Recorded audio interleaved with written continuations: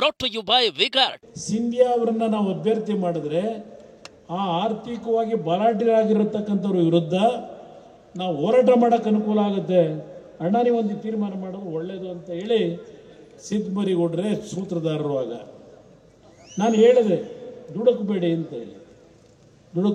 ಹೇಳಿದೆ. ಆದರೂ ಅಂತಿಮವಾಗಿ ಅವರನ್ನು ಅಭ್ಯರ್ಥಿ ಮಾಡೋದು ಅದು ಯಾವ ಥರ ಚುನಾವಣೆಗಳು ನಡೆಸ್ಕೊಂಡ್ರು ಅವೆಲ್ಲ ನನಗೆ ಚರ್ಚೆ ಮಾಡೋಕ್ಕೆ ಹೋಗಲ್ಲ.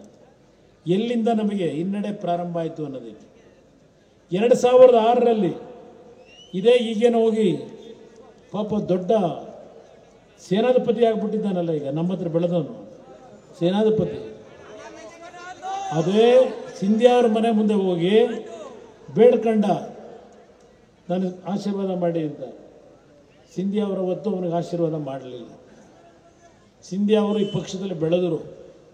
25 ವರ್ಷ ಈ ಕನಕಪುರದ ಕ್ಷೇತ್ರದ ಜನತೆ 1,000 ಮತ ಇಲ್ಲ ಸಿಂಧಿಯಾ ಅವರ ಒಂದು ಸಮಾಜದಲ್ಲಿ.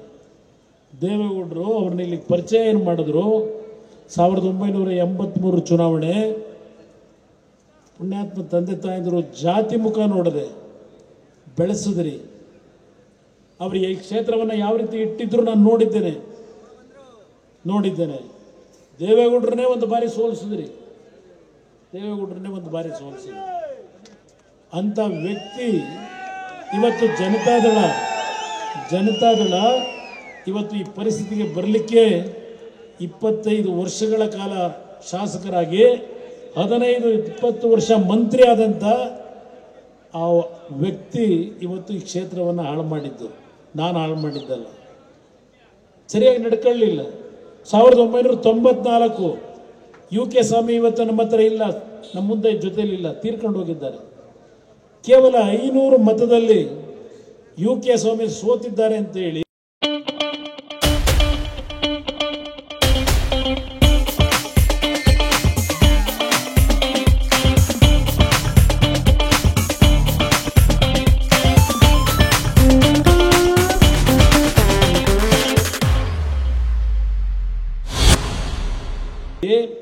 ಅವತ್ತಿನ ತಹಶೀಲ್ದಾರ್ ಏನು ಚುನಾವಣಾಧಿಕಾರಿ ಇದ್ರು UK ಸ್ವಾಮಿಯನ್ನು 700 ಜನತೆ ಗೆಲ್ಲಿಸಿದ್ರು ಅವತ್ತು.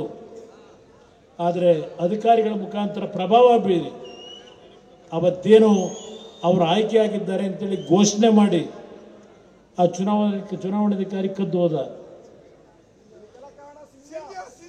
ಇದು ಅದಕ್ಕೆ ನಾನು ಹೇಳ್ತಾ ಇದ್ದೇನೆ, ಇವತ್ತು ಡಾಕ್ಟರ್ CN ಮಂಜುನಾಥ್ ಚುನಾವಣೆಗೆ ನಿಂತು ಸಿಂಧಿಯಾ ಅವರಿಗೆ ಫೋನ್ ಮುಖಾಂತರ ದಯವಿಟ್ಟು ನಿಮ್ಮ ಆಶೀರ್ವಾದ ಮಾಡಿ ಅಂದರೆ ಇವತ್ತು ಆ ವ್ಯಕ್ತಿಗಳ ಜೊತೆ ವೆಹಿಕಲ್ನಲ್ಲಿ ಬಂದು ಭಾಷಣ ಮಾಡ್ತಾ ಇದ್ದಾರೆ.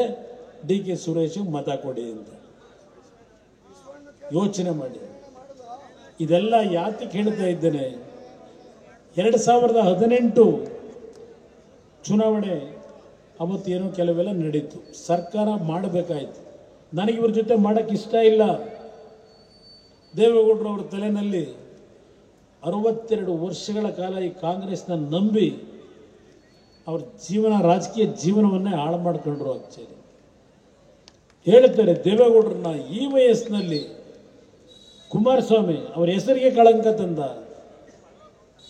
ನನ್ನ ಬಗ್ಗೆ ಅಪ್ರಚಾರ ಮಾಡ್ತಾ ಇದ್ರು BJP ಜೊತೆ ನಾನು ಮೈತ್ರಿ ಮಾಡ್ಕೊಂಡ ಮೇಲೆ. ಮೊನ್ನೆ ದಿನ ನರೇಂದ್ರ ಮೋದಿ ಅವರ ಜೊತೆ ಮೈಸೂರಿನಲ್ಲಿ ಸನ್ಮಾನ್ಯ ದೇವೇಗೌಡರು ಒಂದು ಮಾತನ್ನು ರಾಜ್ಯದ ಜನತೆಗೆ ಹೇಳಿದ್ದಾರೆ. ಇವತ್ತು ನನ್ನ ಮಗನನ್ನ ನರೇಂದ್ರ ಮೋದಿ ಅವರ ಜೊತೆ ಕೈ ಜೋಡಿಸು ಅಂತ ಹೇಳಿ ನಾನೇ ಕಳಿಸ್ಕೊಟ್ಟಿದ್ದೇನೆ ಅಂತ ಹೇಳಿ ಆ 2 ಲಕ್ಷದ ಜನತೆಯ ಮುಂದೆ ದೇವೇಗೌಡರು ಏನು ಹೇಳಿದ್ದಾರೆ. ಅದಕ್ಕೆ ಕಾರಣ ಅವರು ಎಷ್ಟು ನೊಂದಿರಬಹುದು ಅಂತಕ್ಕಂಥದ್ದನ್ನು ಯೋಚನೆ ಮಾಡಿ.